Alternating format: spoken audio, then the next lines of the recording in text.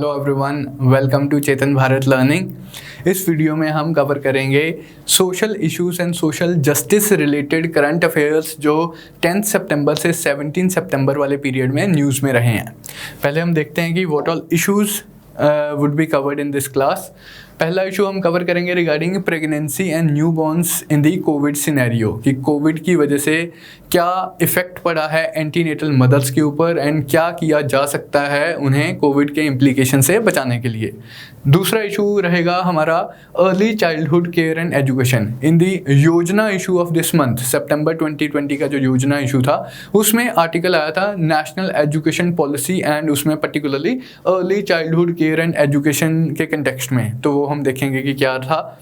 Digital divide पे एक article आया था द हिंदू में कि online learning, online infrastructure increasingly हम उसके ऊपर डिपेंड कर रहे हैं as far as the education is concern, as far as the learning is concern. लेकिन a significant proportion of India की population is deprived of the access to the online resources। उनके पास या तो इंटरनेट नहीं है या उनके पास डिजिटल इंफ्रास्ट्रक्चर नहीं है, कंप्यूटर्स, मोबाइल फ़ोन्स, लैपटॉप्स नहीं है, या उनके पास से पावर नहीं है, इलेक्ट्रिसिटी सप्लाई रेगुलर नहीं है। तो उस कंटेक्स्ट में ये डिजिटल डिवाइड किस तरह से इफ़ेक्ट कर रहा है उन लोगों को एंड किस तरह से हमें दूर कर सकते हैं हम इस डिजिटल डिवाइड को, उस कंटेक्स्ट में हम एक आर्टिकल कवर करेंगे। एंड लास्ट हम टॉपिक करेंगे plea for legal entity status to the animals. Recently supreme court में एक एप्लीकेशन फाइल की गई है जिसने डिमांड किया कि एनिमल्स को लीगल एंटिटी का स्टेटस दिया जाए। क्या होता है ये लीगल एंटिटी का स्टेटस एंड सुप्रीम कोर्ट का क्या व्यू है इस कंटेक्स्ट में हम देखेंगे। सो फर्स्ट टॉपिक हम स्टार्ट करते हैं, pregnancy and new borns in the Covid scenario. Basically इस टॉपिक में दो मेन पॉसिबल इश्यूज हो सकते हैं। क्या या पहला तो है this very simple, the medical management of pregnancy, कि एंटीनेटल मदर्स की किस तरह से हॉस्पिटल्स ने उनका ध्यान रखना है, हेल्थ वर्कर्स को क्या गाइडलाइंस होनी चाहिए, किस तरह से वो कोविड सिचुएशन में एंटीनेटल मदर्स की हेल्प कर सकते हैं, उन्हें उनका चेकअप करेंगे, कैसे उन्हें रखेंगे, वार्ड्स में कैसे रखा जाएगा and things like that. Now इस कंटेक्स्ट में तो ऑलरेडी WHO और ICMR दोनों की ही गाइडलाइंस एग्जिस्ट करती हैं। ग्लोबल कंटेक्स्ट में WHO की गाइडलाइंस, इंडियन कंटेक्स्ट में Indian council of medical research की गाइडलाइंस। बट आर्टिकल फोकस कर रहा था इस दूसरे इशू के ऊपर, दूसरे एस्पेक्ट के ऊपर। वो क्या था, advisability of deliberately delaying the pregnancy. ये कह रहा है कि कोविड सिचुएशन में एंटीनेटल मदर्स के ऊपर बहुत नेगेटिव इम्प्लीकेशंस डाले हैं, इन दी सेंस के there is a possibility that mothers में दी इन्फेक्टेड मदर्स में transmit virus to the newborns and like the other aspect is के possibility of children acquiring the congenital abnormalities, कि birth से ही जो abnormalities present होती हैं वो कुछ एबनॉर्मेलिटीज़ ना एक्वायर कर लें हमारे न्यूबॉर्न बच्चे। तो इस कंटेक्स्ट में ये आर्टिकल आया था। हम देखते हैं कि क्या इश्यूज रेस किए हैं इसने और क्या सॉल्यूशंस प्रपोज किए हैं। कंसर्न्स क्या थे कि हमारा जो कोरोना वायरस है इंक्रीजिंग, इसकी बहुत टेंडेंसी है कि ये वस्कुलर ऑर्गन्स को इफेक्ट करता है। वस्कुलर ऑर्गन्स कौन है? वो organs which have abundant supply of blood vessels. जैसे हम देखते हैं कि अदरवाइज सुनते भी हैं कि लंग्स को ज़्यादा इफेक्ट करता है कोरोना वायरस।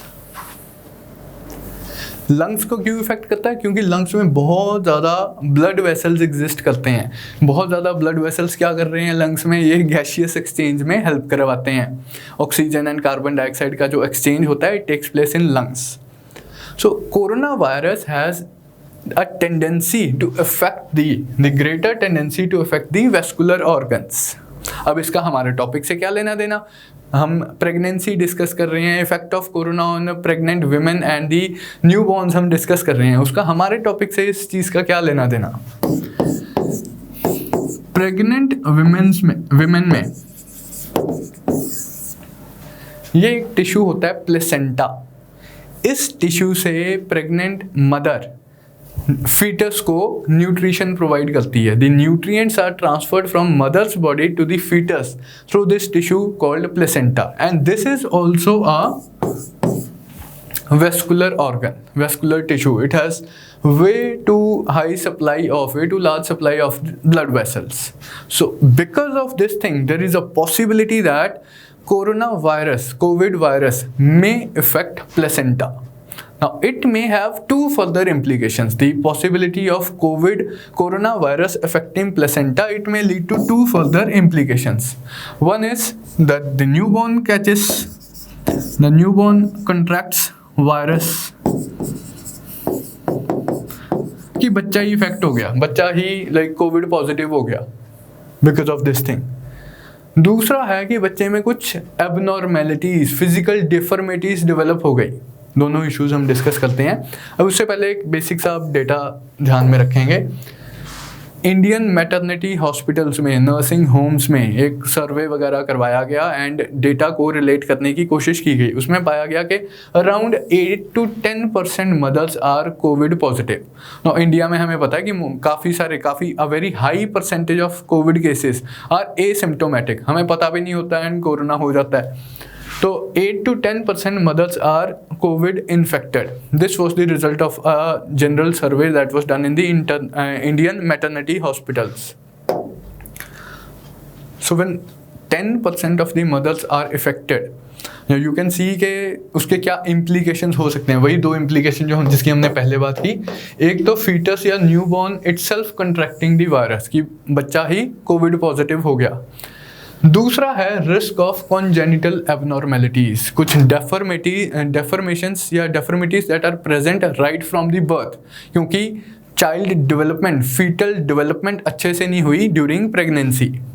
जो फर्स्ट इम्प्लीकेशन है इसके चांसेस रिलेटिवली कम हैं, क्योंकि जो डेटा क्या कह रहा है हमें कि वो जो 10% मदर्स पॉजिटिव थी कोरोना से, उनमें से भी सिर्फ 1.4% मदर्स ने ये ट्रांसमिट किया to their newborn's.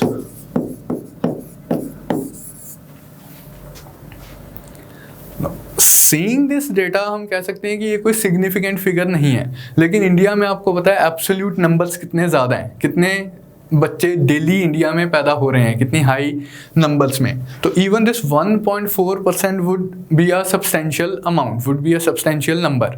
So first thing is there is still the possibility of virus being transmitted to the newborn by their mothers, क्योंकि placenta might be affected by the corona virus. Regarding this second aspect, now there is this fact that you need to remember that most of the organ development of the fetus, it takes place during the first trimester only, the first 3 months of the pregnancy. This period is very important from the point of view of organ development of the fetus. If a mother contracts virus during first trimester, तो उसका क्या negative effect होगा कि organ development शायद proper ना हो. Now we do not have any study, कोई ऐसा रिसर्च नहीं की गई है इस एस्पेक्ट के ऊपर एंड कोई कंक्लूसिव रिजल्ट भी नहीं है, लेकिन we have the results from the study of Zika virus and rubella virus.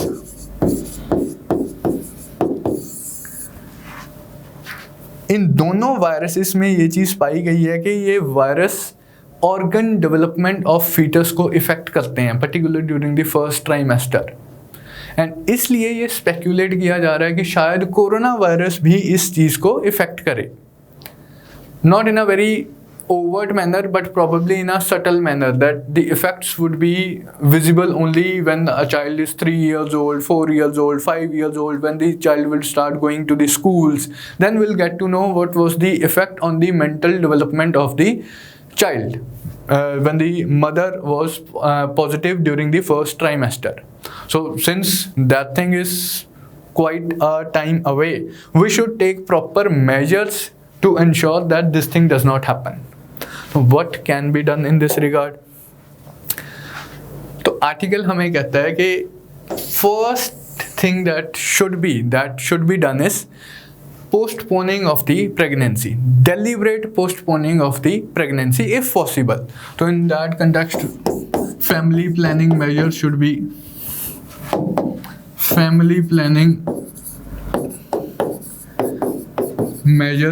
be adopted, contraception should be adopted, and if possible the pregnancy itself should be postponed when to the time when this pandemic is under control, when the severity of this pandemic wanes.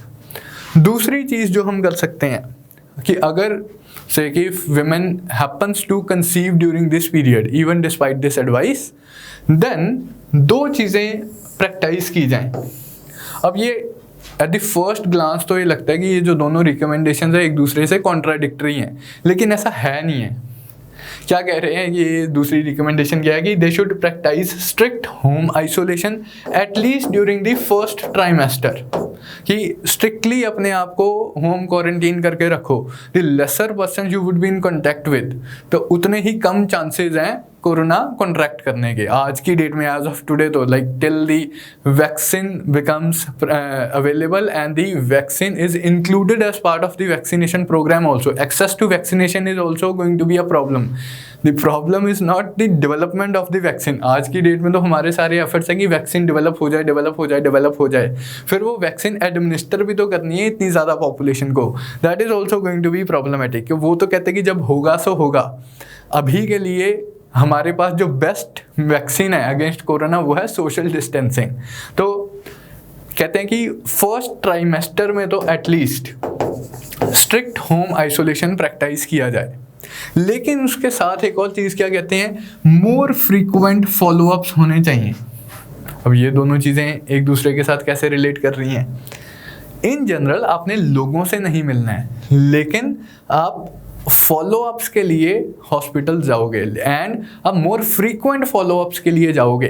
किस चीज़ को monitor करने के लिए कि कहीं कोई abnormalities तो नहीं डेवलप हो रही हैं, कहीं कोई फिजिकल फीचर्स या ऑर्गन डेवलपमेंट उसमें कोई प्रॉब्लम तो नहीं आ रही है. तो इस केस में कहते हैं कि ज़्यादा फ्रीक्वेंट फॉलोअप्स होने चाहिए. In case a female contracts conceives during this period. But this was the point that was emphasized more in the article, and the article was also saying that there are certain additional benefits of this thing. What are those additional benefits? कहते हैं कि अगर lesser number of women pregnant होंगी तो उसका एक जो auxiliary effect है, additional benefit है, वो ये है कि हॉस्पिटल्स के ऊपर लोड कम होगा.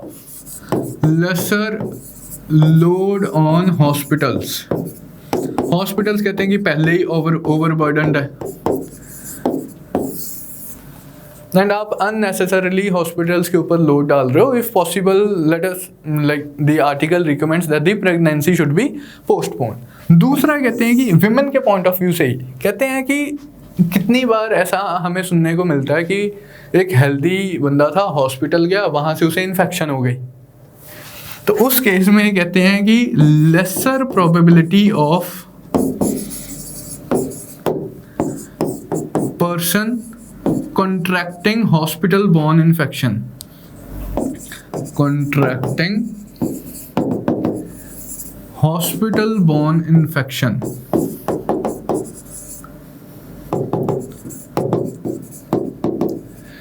यदि कम हॉस्पिटल जाओ कम एक्सपोजर होगा एंड कम पॉसिबिलिटी है कि आप हॉस्पिटल बॉर्न इन्फेक्शन से इन्फेक्ट हो जाओगे. तो ये कुछ चीज़ें थी, ये कुछ सॉल्यूशंस थे जो इस आर्टिकल में डिस्कस किए गए थे कि किस तरह से प्रेग्नेंट वीमेन इफ़ेक्ट हो सकती हैं पॉसिबली एंड क्या किया जा सकता है इस चीज़ को टैकल करने के लिए. Now we'll be moving to the second topic that was dealing with early childhood care and education, particularly in the context of new national education policy. हमारी जो earlier national education policy थी that was launched in 1986. जो इससे पहले वाली policy थी। अब जुलाई 2020 में न्यू नेशनल एजुकेशन पॉलिसी आई है। तो I will not be discussing the entire national education policy over here. हम फोकस करेंगे इस वाले एस्पेक्ट के ऊपर, early childhood care and education. ये जो एस्पेक्ट है, अभी तक इस एस्पेक्ट को बहुत कम अटेंशन मिली है हमारे पॉलिसी फ्रेमवर्क में। दैट इज़ नॉट टू से कि कुछ किया ही नहीं है सरकार ने। ऑलरेडी हमारी एक national early childhood care and education policy 2013 exist कर रही है। हमने इससे पहले एक तो ये चीज़ हो गई। दूसरा, हमने राइट टू एजुकेशन को एक फंडामेंटल राइट का स्टेटस दे दिया। क्या था इस फंडामेंटल राइट में कि every child who is from 6 to 14 years of age has the fundamental right to education. इससे पहले, मतलब जब ये फंडामेंटल राइट बना एजुकेशन, उससे पहले it was part of the DPSPs, directive principles of state policy. जब सरकार कैपेबल थी, जब सरकार के पास सफिशिएंट रिसोर्सेज थे, जब सरकार के पास पॉलिटिकल विल थी, उन्होंने यहाँ से एक DPSP उठाया एंड उसे फंडामेंटल राइट बना दिया। उन्होंने एक नॉन जस्टिशिएबल राइट को एक जस्टिशिएबल राइट बना दिया। लेकिन एट द सेम टाइम उन्होंने DPSPs में भी एक चेंज इंट्रोड्यूस की। वो कहते हैं कि अब सरकार कोशिश करेगी, ये तो सरकार प्रोवाइड करेगी, सरकार कोशिश करेगी कि 0 to 6 years के बच्चों को early childhood care and education provide की जाएगी। तो ये पॉलिसी फ्रेमवर्क ऑलरेडी हमारा एग्जिस्ट करता है, लेकिन इसमें कुछ इफ़ेक्टिव स्टेप्स मिसिंग है, कुछ इफ़ेक्टिव स्टेप्स नहीं लिए गए, इसकी इम्प्लीमेंटेशन कुछ हो नहीं रही है। अगर हम इन जनरल देखें तो अगर हम गवर्नमेंट एजुकेशनल फ्रेमवर्क की बात करें तो क्लास 1 से एजुकेशन स्टार्ट होती है एंड क्लास 12 तक स्कूल एजुकेशन चलती है। 5 या 6 साल का बच्चा एडमिट किया जाता है फर्स्ट क्लास में। स्कूल्स जो सरकारी स्कूल्स हैं यहीं से स्टार्ट हो रहे हैं and completes the education. School learning उसकी कंप्लीट होती है जब वो 12th पास आउट होता है। What about the period prior to that? इससे पहले वाले पीरियड का क्या? जैसे सरकार के तौर पे क्या एजुकेशनल फ्रेमवर्क है इससे कम उम्र के बच्चों को डील करने के लिए? राइट नाउ कुछ है ही नहीं। Even though we have this policy framework, still we don't see anything being done in this regard. लेकिन अब ज़रूरी क्या इस चीज़ से, ये जो स्टेट ऑफ अफेयर्स हमने डिस्कस किया है इसके इम्प्लीकेशंस क्या हैं? अब कहा जाता है कि 85% of the brain development takes place during first 6 years of age. अगर 85% डेवलपमेंट पहले 6 साल में होती है एंड हमारा सरकारी फ्रेमवर्क 0 to 6 years को टोटली इग्नोर कर रहा है एज ऑफ नाउ, तो ये तो बहुत गलत बात है। बच्चों की कॉग्निटिव डेवलपमेंट इस पीरियड में होनी है एंड हमने इस पीरियड में कुछ किया ही नहीं उन बच्चों के लिए। Significant chunk of Indian children they are not getting anything, any form of attention, any form of governmental attention during this period as far as their education is concerned, as far as their cognitive development is concerned. We already have steps, we already have certain say initiatives to take care of their nutritional needs, to take care of their say early childhood care, but not the educational aspect. We have this crash scheme that certain organization with n number of children, they would have crash facility and certain governmental schemes also related to this aspect, but not the educational aspect. As far as the educational aspect is concerned, what do we observe कि urban areas में काफ़ी सारे private players हैं जो crashes भी चला रहे हैं, जो प्लेवे स्कूल्स चला रहे हैं, प्री स्कूल्स चला रहे हैं। प्राइवेट स्कूल्स में in general pre nursery, UKG, LKG ये क्लासेस वगैरह होती हैं जो कि फर्स्ट क्लास से पहले वाली एजुकेशन से डील कर रही हैं। लेकिन अब ये जो भी प्लेयर्स हैं ये प्राइवेट प्लेयर्स हैं एंड मोस्टली हम देख रहे हैं कि अर्बन एरियाज़ में इनकी कंसंट्रेशन ज़्यादा है। तो उससे क्या हो रहा है कि एक तो रूरल एरियाज़ के बच्चे, उनको ये वाली केयर नहीं मिल रही है एंड अर्बन एरियाज़ में भी जो लोअर सेक्शंस ऑफ सोसाइटी हैं, जो इकोनॉमिकली इतने वेल ऑफ नहीं हैं, जो गवर्नमेंटल स्कूल्स में ही अपने बच्चों को भेजना प्रेफर कर रहे हैं, those people are getting deprived of these facilities, these services. So something has to be done from the point of view of सरकार also. तो इन दिस कंटेक्स्ट क्या हुआ, न्यू नेशनल एजुकेशन पॉलिसी क्या कह रही है, ये कह रही है कि बाय 2030, अब तक जो हुआ सो हुआ, we aim for universalization of early childhood care and education by 2030. ठीक है जी, बहुत अच्छा एम है इसका। अब इस एम को अचीव करने के लिए ये क्या स्ट्रक्चरल चेंज प्रपोज कर रही है, बहुत इंपॉर्टेंट स्ट्रक्चरल चेंज इसने प्रपोज किया है। ये कह रही है कि 10+2 सिस्टम को हम ये नए 5+3+3+4 सिस्टम से रिप्लेस कर देते हैं। क्या है ये 5+3+3+4 सिस्टम? ये कहते हैं कि will have 3 years of pre school plus 2 years of regular school in the first stage of the education. These 5 years would form the first stage of formal education in India. Then this is the normal regular school class. This was class 1, class 2, class 3 से class 5th, class 6th से class 8th and class 9th से class 12th। जो 1st to 12th पहले हमारा system चल रहा था 10+2 वाला जो सिस्टम था, उसी को इन्होंने बाइफरकेट कर दिया एक डिफरेंट तरीके से। क्लास जो 1st and 2nd क्लास है उसको क्लब कर दिया 3 years ऑफ प्री स्कूल के साथ एंड ये 5 सालों का first stage of formal education कर दी है। देन नॉर्मल जो क्लास 3, 4, 5, क्लास 6, 7, 8 एंड ये वाले 4 सालों को कंबाइन कर दिया है, 9, 10th, 11, 12th को कंबाइन करके एक single stage of education propose किया है इसने। अब ये जो डिवीजन है इट कॉरेस्पॉन्ड्स, इसका बेनिफिट क्या है कि किस तरह से अर्ली एजुकेशन को भी ये सपोर्ट कर रही है एंड इन जनरल हमारी एजुकेशन सिस्टम को किस तरह से रोबस्ट बना सकती है। ये जो डिवीजन है ये बच्चे की मेंटल डेवलपमेंट, कॉग्निटिव डेवलपमेंट के साथ कॉरेस्पॉन्ड करती है, फिजिकल डेवलपमेंट के साथ कॉरेस्पॉन्ड करती है। जो स्टेजेस ऑफ डेवलपमेंट बच्चों की स्टडीज़ में पाए गए हैं उन स्टेजेस ऑफ डेवलपमेंट के साथ ये कॉरेस्पॉन्ड कर रही है, एज ग्रुप्स के साथ ये कॉरेस्पॉन्ड कर रही है। तो इस तरह से न्यू नेशनल एजुकेशन पॉलिसी इस चीज़ को टैकल करने की कोशिश कर रही है एंड यहाँ पर अर्ली चाइल्डहुड केयर के लिए स्पेशल प्रोविजंस रखे गए हैं early childhood care and education के इंडेक्स में। लेकिन अब इस चीज़ को इम्प्लीमेंट करने में, इस चीज़ को अचीव करने में क्या चैलेंजेस हो सकते हैं एंड क्या हमारा फ्यूचर कोर्स ऑफ एक्शन रहेगा। 3 तरह के इसमें चैलेंजेस बोल लो आप या फ्यूचर कोर्स ऑफ एक्शन आप बोल लो कि इस डायरेक्शन में हमें काम करने की ज़रूरत है। सबसे पहला तो द वेरी करिकुलम, ये 3 साल का प्री स्कूल बना तो दिया है, इसे क्या पढ़ाना है बच्चों को, कौन पढ़ाएगा बच्चों को, वो जो आएंगे टीचर्स आएंगे या चाइल्ड केयर प्रोवाइडर्स आएंगे वो कितने क्वालिफाइड होंगे, उनकी ट्रेनिंग किस तरह से होगी।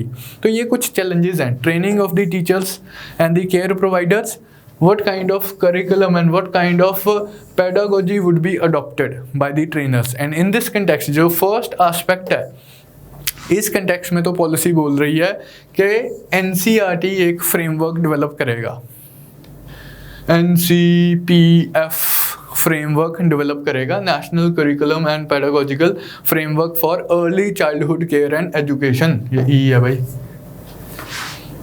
डेवलप करेगा NCERT। Now let's see what NCERT comes up with. दूसरा है कि training of teachers and the care providers. अब इस केस में भी पॉलिसी कह रही है कि ऑनलाइन प्लेटफॉर्म्स के थ्रू एलिजिबल बंदों को ट्रेन किया जाएगा, सर्टिफिकेशन प्रोवाइड की जाएगी। अब ये कितना रोबस्ट मीन्स होगा, ये कितना इफ़ेक्टिव मीन्स होगा ट्रेनिंग प्रोवाइड करने का एंड किस तरह के आगे टीचर्स या केयर प्रोवाइडर्स निकलेंगे एंड वो किस तरह से बच्चे को, कितने वो कैपेबल होंगे बच्चों का ध्यान रखने के लिए एंड उन्हें आगे ट्रेन करने के लिए। Let's see how this comes up. तीसरे एस्पेक्ट के बारे में तो पॉलिसी ने कुछ बोला ही नहीं है कि किस तरह से हम प्राइवेट प्लेयर्स जो ऑलरेडी इस फील्ड में एग्जिस्ट कर रहे हैं उन्हें हम किस तरह से रेगुलेट कर सकते हैं। तो this regulatory framework is missing from this policy. तो इस कंटेक्स्ट में भी हमें काम करने की ज़रूरत है। तो ये कुछ चैलेंजेस हैं या ये कुछ एरियाज़ हैं जिनमें हमें जिस साइड में हमें कुछ काम करने की ज़रूरत है अगर हम वो अपने एम को अचीव करना चाहते हैं कि 2030 तक हमारी universal early childhood care and education हो।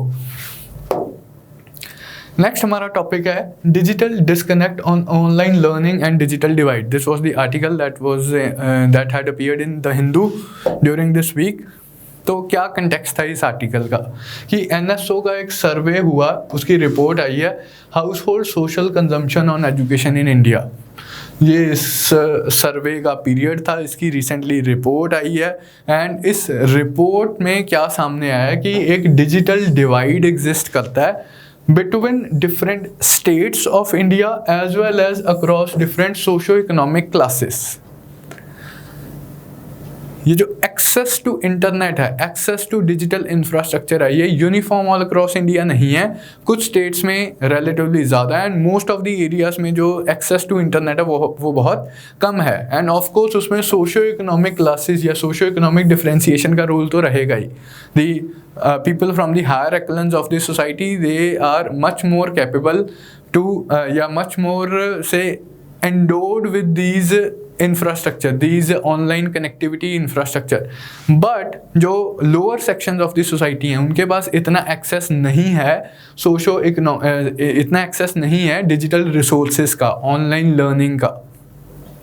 हालांकि सरकारें काफ़ी काम कर रही हैं, हम काफ़ी टाइम से इस फील्ड में काम कर रहे हैं कि डिजिटल कनेक्टिविटी हमने बढ़ानी है, डिजिटल एक्सेस हमने बढ़ाना है, डिजिटल इंडिया मिशन भी चल रहा है भारत सरकार का। लेकिन स्टिल मतलब ये सर्वे ने क्या पॉइंट आउट किया वो पहले देखते हैं। ये कहता है कि सिर्फ दिल्ली, हिमाचल और केरला, सिर्फ 3 ही ऐसी स्टेट्स एंड यूटीज़ हैं। वो भी लाइक स्टेट्स तो इनमें 2 ही हैं, दिल्ली तो यूटी है। 3 ये स्टेट्स एंड यूटीज़ हैं जिनमें हाउस होल्ड लेवल पे इंटरनेट एक्सेस मोर देन 50% है। नेक्स्ट में इंपॉर्टेंट क्या, हाउस होल्ड लेवल पे। हम ये नहीं डिस्कस कर रहे कि हिमाचल प्रदेश के कितने गांव में इंटरनेट पहुंच गया, दिल्ली के कितने नेबरहुड्स में इंटरनेट पहुंच गया। हो सकता है कि नेबरहुड में लाइक इंटरनेट की अवेलेबिलिटी हो, लेकिन हाउस होल्ड लेवल पे ये सर्वे किया गया था। हाउस होल्ड लेवल पे ये कह रहा है कि सिर्फ 3 ही इंडिया के ऐसे रीजन्स हैं जहां पर availability of internet, access to internet is more than 50% at the household level. And 3 और कहते हैं ऐड कर लो, पंजाब, हरियाणा एंड उत्तराखंड, जहां पे इंटरनेट एक्सेस ग्रेटर देन 40% है, दैट इज टू से 40 to 50% के बीच में है। बाकी की स्टेट्स में तो 40% भी नहीं है। नाउ जस्ट इमेजिन कि आपके देश के 40% ऑफ द हाउस होल्ड्स के पास भी इंटरनेट कनेक्टिविटी नहीं है। Now factor in the Covid situation. Increasingly क्या हुआ है कोविड के कारण कि एजुकेशनल इंस्टीट्यूशंस ने ऑनलाइन प्लेटफॉर्म पे डिलीवरीज करना स्टार्ट कर दिया है। जैसे हम पढ़ रहे हैं ऑनलाइन प्लेटफॉर्म पे। In an ideal situation, you might have come to Chandigarh or to Delhi to prepare for the UPSC Civil Services exam. But COVID के कारण क्या हुआ है? There is an increasing shift to the online learning platforms. Now consider the effect of this data in light of this situation. कि अगर 40% house holds, and ये तो सिर्फ 40% तो सिर्फ ये इन स्टेट्स 6 स्टेट्स एंड यूटीज़ की बात हो रही है। बाकी के इंडिया में तो ये 40% रेट भी नहीं है। जैसे larger states like UP, Tamil Nadu, Andhra Pradesh, Karnataka, यहाँ तो 20% से भी कम हाउस होल्ड्स में इंटरनेट का एक्सेस है। अब वो हाउस होल्ड्स जिनके पास इंटरनेट का एक्सेस नहीं है वो कैसे एजुकेशनल सर्विसेज को अवेल कर रहे हैं? प्रॉब्लमेटिक है। एंड बात यहाँ ख़त्म नहीं हो जाती कि इसमें अब जैसे सबसे पहले तो आपके पास डिजिटल इंफ्रास्ट्रक्चर होना चाहिए। किसे आपके पास मोबाइल फ़ोन हो, आपके पास लैपटॉप हो या आपके पास कंप्यूटर हो, ताकि आप ऑनलाइन कोर्सेज को एक्सेस करने के कैपेबल हो। अब इस एस्पेक्ट में हमारी परफॉर्मेंस रिलेटिवली बेटर है। कुछ केसेस में तो ये भी अवेलेबल नहीं होता, लेकिन we can say that reasonably India has performed well as far as availability या एक्सेस टू मोबाइल फोन्स या कंप्यूटर इज कंसर्न्ड। दूसरी चीज़ इसमें आपको चाहिए, अगर आपने ऑनलाइन लर्निंग का फ़ायदा उठाना है, कि आपके पास इंटरनेट कनेक्टिविटी हो। ये हमने अभी देखा है कि काफ़ी प्रॉब्लमेटिक है। तीसरा जो इसमें फैक्टर आता है वो है पावर अवेलेबिलिटी। आपके पास इंटरनेट है, आपके पास लैपटॉप है, लाइट नहीं आ रही, क्या करें हम उस इंटरनेट का, क्या करें हम उस लैपटॉप का। अगर 24 में से 14 घंटे लाइट ही नहीं होगी, 15 घंटे लाइट ही नहीं होगी, इलेक्ट्रिसिटी सप्लाई ही नहीं होगी, तो ये फिर डिजिटल इंफ्रास्ट्रक्चर भी क्या कर लेगा। तो यही इसके इम्प्लीकेशन है। पहला तो एक्सेस टू ऑनलाइन एजुकेशन, दूसरा एब्सेंस ऑफ इंटरनेट, एंड तीसरा है power deficits. Remote locations have the reliability problems. इसके लिए हमारे पास फ्रेमवर्क क्या है, लाइक व्हाट सरकार is doing at present. Already हमारा ये नेशनल ऑप्टिकल फाइबर नेटवर्क का प्रोग्राम था, प्लान था कि हमने हमारी 2,50,000 ग्राम पंचायत को ऑप्टिकल फाइबर नेटवर्क से कनेक्ट करना है। इसी को ही अपग्रेड करके एंड थोड़ा सा और इसमें फीचर्स इंक्लूड करके हमने भारत नेट प्लान स्टार्ट किया 2017 में, कि हमने इतनी सारी ग्राम पंचायत को ब्रॉडबैंड कनेक्टिविटी तो देनी ही है, लेकिन वो मल्टीपल तरीक़ों से दी जा सकती है। या तो सिंपल ब्रॉडबैंड केबल्स बिछा दी जाएं, या फिर ऑप्टिकल फाइबर्स बिछा दिए जाएं, अंडरग्राउंड ऑप्टिकल फाइबर्स, या जो tower to tower optical fibres होते हैं, या फिर सैटेलाइट कम्युनिकेशन प्रोवाइड किया जाए। तो किसी भी तरह से मल्टीपल एवेन्यूज से हमने अपनी सारी ग्राम पंचायत को डिजिटली कनेक्ट करना है, डिजिटली एक्सेसिबल बनाना है। अब ये अगर हम इस स्कीम की भी बात करें जिसने इस चीज़ को रिवाइज़ किया था, इसका भी टारगेट था कि 2019 में हमने सारी ग्राम पंचायत को कनेक्ट कर देना है डिजिटली। 2020 तो आ गया है, अब तक तो ये पर्पस अचीव हुआ नहीं है, अब तक तो ये टारगेट अचीव हुआ नहीं है। अब प्राइम मिनिस्टर क्या कह रहे हैं अपनी इस साल की इंडिपेंडेंस डे स्पीच में, उन्होंने कहा है कि all villages would be connected with the optical fibre cable in around 1000 days. कुछ 3 साल और ऐड कर दो। अब कह रहे हैं कि 2023 तक तो सारे विलेजेस को हम डिजिटली कनेक्ट कर ही देंगे 1000 डेज में। चलो अगर ये 3 साल में भी हो जाए, आई वुड से कि it's a good step. But the point is के what about this intervening period of 3 साल, आज की डेट में what about those households which do not have access to internet, वो कैसे ये ऑनलाइन एजुकेशन का बेनिफिट ले सकते हैं। तो इशू है उसमें। तो इस डायरेक्शन में हमें कुछ काम करने की ज़रूरत है। अब इस केस में कुछ हम लेसन्स फ्रॉम ग्लोब भी ले सकते हैं कि अराउंड वर्ल्ड में और क्या टेक्नोलॉजिकल डेवलपमेंट्स हो रही हैं इस डायरेक्शन में, कि इनएक्सेसिबल एरियाज़ में किस तरह हम इंटरनेट प्रोवाइड कर सकते हैं। अब आजकल एक नई चीज़ मार्केट में आई है, वायरलेस फाइबर। क्या है ये वायरलेस फाइबर? हम ऑप्टिकल फाइबर का इस्तेमाल क्यों कर रहे हैं, मतलब व्हाट इज़ सो खास about this optical fibre and how is it different from a normal cable. कितना डेटा हम ट्रांसमिट कर सकते हैं एक नॉर्मल केबल में एंड एक ऑप्टिकल फाइबर में, उसमें बहुत अंतर है। कम डेटा जा रहा है, कम स्पीड पे डेटा जा रहा है, बहुत ज़्यादा डेटा जा रहा है, बहुत ज़्यादा स्पीड पे डेटा जा रहा है। यही चीज़ बहुत ज़्यादा स्पीड पे बहुत ज़्यादा डेटा जा रहा है, इकोनॉमिकली डेटा जा रहा है। अगर हम वायरलेस मीन्स से अचीव करने की कोशिश करें तो उसी चीज़ के लिए आज ये टर्म, मतलब इनफॉर्मल सा टर्म चल रहा है, वायरलेस फाइबर। ये हाई कैपेसिटी स्पेक्ट्रम्स का इस्तेमाल करता है। अदरवाइज भी वायरलेस ट्रांसफ़र ऑफ डेटा किस तरह से होता है, इलेक्ट्रोमैग्नेटिक स्पेक्ट्रम में हम डेटा भेजते हैं, उसके कुछ पोर्शंस का इस्तेमाल करके हम डेटा ट्रांसमिट करते हैं। अब पूरा इलेक्ट्रोमैग्नेटिक स्पेक्ट्रम नहीं हम इस्तेमाल करते, उसके कुछ पोर्शंस इस्तेमाल करते हैं। एंड कौन से पोर्शंस इस्तेमाल करते हैं डिपेंड करता है कि हमारा टेक्नोलॉजिकल लेवल क्या है, कि कितनी हमारी टेक्नोलॉजिकल एवोल्यूशन हुई है। We can not use the entire electromagnetic spectrum. अब इस केस में फर्दर डेवलपमेंट्स वगैरह हो रही हैं ग्लोबल स्केल पे, एंड कुछ हाई कैपेसिटी स्पेक्ट्रम्स को भी हम इस्तेमाल करना हमने स्टार्ट कर दिया है लेटली, एंड जिसे हम बोल रहे हैं वायरलेस फाइबर। कोई ऐसा फॉर्मल टर्म नहीं है, इनफॉर्मल सा टर्म है। इस चीज़ को भी हम को ऑप्ट कर सकते हैं, लेकिन एज ऑफ नाउ प्रॉब्लम क्या है कि ये काफ़ी एक्सपेंसिव टेक्नोलॉजी है एंड इसकी large scale adoption at this point of time India में थोड़ी सी मुश्किल रहेगी, but we can take lessons from this aspect also. Last हम मूव करते हैं, हमारा जो टॉपिक है plea for legal entity status to animals. Supreme court में लेटली एक प्ली फाइल की गई है कि एनिमल्स को जी लीगल एंटिटी का स्टेटस दिया जाए। अब ये लीगल एंटिटी स्टेटस क्या है? राम ने शाम को मारा, पुलिस आएगी, राम को अरेस्ट करके ले जाएगी, राम के अगेंस्ट केस चलेगा।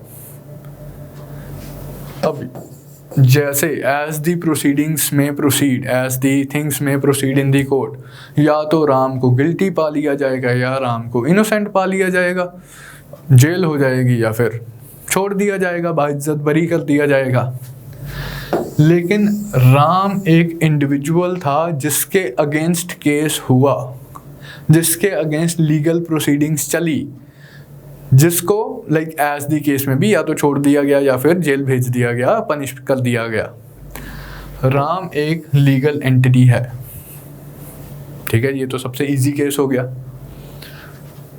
ABC प्राइवेट लिमिटेड एक कंपनी थी जिसने पिछले 5 साल से कोई टैक्स नहीं भरा, टैक्स की चोरी की। इनकम टैक्स डिपार्टमेंट इस कंपनी के अगेंस्ट केस करेगा, कोर्ट में केस चलेगा, एज दी केस में भी, as the facts of the case में भी, या तो कोर्ट पाएगी कि हाँ इस कंपनी ने चोरी की थी तो उसको पनिश कर देगी, सज़ा सुना देगी, या कोर्ट कह देगी भी इस कंपनी ने कोई गलती नहीं की, कोई चोरी नहीं की, इसे बाइज्जत बरी कर दिया जाए। अब ABC प्राइवेट लिमिटेड कोई इंसान नहीं है, लेकिन इसके अगेंस्ट केस हुआ, इसको जिम्मेदार, इसको से के गिल्टी पाया गया या इसे इनोसेंट पाया गया एज दी केस में भी, तो ये भी एक लीगल एंटिटी है। ये एक लिविंग एंटिटी नहीं है, लेकिन ये एक लीगल एंटिटी है।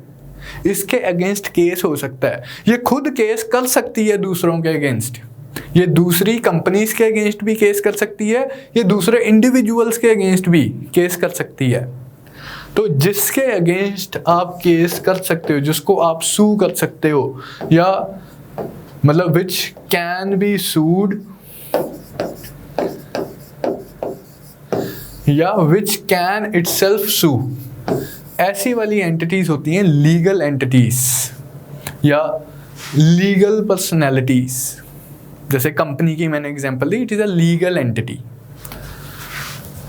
अब ये कह रहे हैं कि एनिमल्स को भी, व्हाट वाज दिस प्ली, कि एनिमल्स को भी लीगल एंटिटी स्टेटस दिया जाए। क्यों ऐसा बोल रहे हैं? क्योंकि ये कह रहे हैं कि there are increasing incidents of cruelty on animals, कि आपके ऑलरेडी जो एग्जिस्टिंग लॉज हैं वो सफिशेंट नहीं है एनिमल्स के अगेंस्ट जो क्रूएलिटी प्रैक्टिस की जाती है उसे चेक करने के लिए। ये जो एनिमल प्रोटेक्शन लॉज हैं, कहते हैं कि ये पेपर पे ही एग्जिस्ट करते हैं, थ्योरेटिकली ही एग्जिस्ट करते हैं, अदरवाइज तो आप बाहर चले जाओ, एनिमल्स के अगेंस्ट बहुत ज़्यादा केसेस आपको मिल जाएंगे जब एनिमल्स को क्रूअली ट्रीट किया जा रहा है। तो existing laws are insufficient to protect the animals from abuse and cruelty. तो इसका सोल्यूशन जिन्होंने ये प्ली फाइल किया वो कहते हैं कि इसका सोल्यूशन ये है कि आप एनिमल्स को लीगल एंटिटी का स्टेटस दो, फिर क्या हो जाएगा? तो एनिमल्स के बिहाफ पे कोई केस कर सकता है कि भाई इन्होंने मेरे राइट्स को वायलेट किया है, इनको सज़ा सुनाई जाओ। अब इस कंटेक्स्ट में सुप्रीम कोर्ट क्या क्या कहना है, सो उस पर हम अभी आते हैं। पहले उससे पहले हम देखेंगे प्रीवियस इंस्टांसेस। ये जो जिन्होंने प्ली फाइल की है वो कहते हैं कि ऑलरेडी उत्तराखंड हाई कोर्ट ने 2017 में गंगा यमुना रिवर्स को भी लिविंग एंटिटीज़ का स्टेटस दे दिया। हालांकि सुप्रीम कोर्ट ने उसके ऊपर स्टे लगा दी थी। इसी तरह से उत्तराखंड हाई कोर्ट ने दोबारा 2018 में एंटायर एनिमल किंगडम को लीगल एंटिटी का स्टेटस दे दिया। पंजाब एंड हरियाणा कोर्ट ने भी यही किया 2019 में कि animals, birds and aquatic life of Haryana को लीगल पर्सन्स का स्टेटस दे दिया। तो इसी प्रीवियस इंस्टांसेस के बेसिस पे वो कह रहे थे कि सुप्रीम कोर्ट को उन्होंने रिक्वेस्ट की कि आप इन जनरल पूरे इंडिया में एनिमल्स को लीगल एंटिटी का स्टेटस दो। सुप्रीम कोर्ट का अप्रोच क्या था? It was not very positively inclined in granting this status, क्योंकि सुप्रीम कोर्ट कह रही है कि आप एनिमल्स को ह्यूमंस के इक्वल स्टेटस थोड़ी दे सकते हो। नो कोई ऐसा डिटेल प्रोसीडिंग्स वगैरह नहीं हुई है, उन्होंने प्ली फाइल की है एंड सुप्रीम कोर्ट ने सेंटर को बोल दिया कि भाई सेंट्रल गवर्नमेंट बताए कि आपका क्या रिस्पॉन्स है। लेकिन स्टिल मतलब सुप्रीम कोर्ट का जो अप्रोच था, मतलब it was not very inclined. वो कहते हैं कि एनिमल्स को अब ह्यूमंस के इक्विवेलेंट स्टेटस थोड़ी दे दोगे इस तरह से, तो से कि ट्रीज भी लिविंग ऑर्गेनिजम्स हैं, उन्हें भी फिर आप बोलोगे कि लीगल एंटिटी का स्टेटस दे दो, तो ये थोड़ा सा प्रॉब्लमेटिक हो जाएगा ना।